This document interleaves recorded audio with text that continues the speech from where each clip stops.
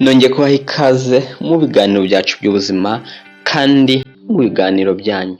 Reka mbashimire, muri ab'agaciro, muri abantu beza, mubitwereka buri munsi iyo mukoze share, subscribe, like ndetse na comment, murabitwereka natwe rero tubaha agaciro. Niyo mpamvu tubategurira ibiganiro byiza bibafasha kandi natwe bikatwubaka, kuko uko twiga, uko mwiga natwe niko twiga. Reka mbahe ikaze rero kuri Mega Mind Live TV ndetse mbahe ikaze mu biganiro by'ubuzima. Reka rero tuganire ku ndwara zifata mu gitsina cyangwa se ku gitsina, ariko turibanda ku gitsina gore. Turibanda rero ku ndwara zifata ku gitsina cy'umugore, ama UTIs nizo ndwara twibandeho, ariko turi buganire ku mubyeyi. Izi ndwara rero ni indwara nyine nk'uko nabivuze, nyinshi zitandukanye z'ubwoko bwinshi, ntabwo ndi buzijyemo nyinshi zose, ariko ni indwara zifata mu gitsina cy'umugore. Ziterwa rero n'ibintu bitandukanye. Bimwe mu bintu bitera izi ndwara ni udukoko, bacterias, ariko n'udukoko nanone ni mabacteria atandukanye. Ariko uretse na bacteria hari n'ubundi buryo ushobora kwandura izi ndwara. Izi ndwara rero ushobora kuzandurira ku musarane, cyane cyane abagore, kuko nabivuze turibanda ku gitsina gore. Abagore burya rero bitewe n'ukuntu bakoresha umusarane, kwandura indwara zifata igitsina biraboroheye, ntabwo ari kimwe n'abagabo. Ahantu rero ushobora kwandura izi ndwara hambere ku bagore ni ku musarane, cyane cyane iyi misarane ya kizungu yaje twicaraho. Ushobora kwibaza impamvu kera izi ndwara zitakundaga kubaho mu bantu ba kera.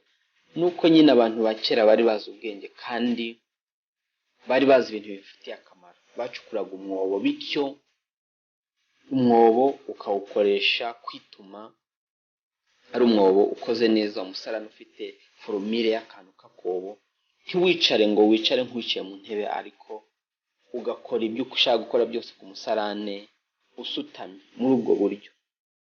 Niyo mpamvu rero akenshi kera izi ndwara zitaboneka, kuko imisarane ya kera yacu yabaga ikoze neza mu buryo idashobora gutera izi ndwara. Ariko ubu kubera imisarane ya kizungu yaje yo kwicaraho, buri muntu wese araza akicara, twese tukicara, cyane cyane igitsina gore.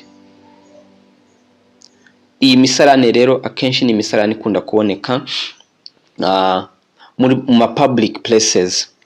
Ikindi ahandi ushobora kwandurira izi ndwara zifata ku gitsina ni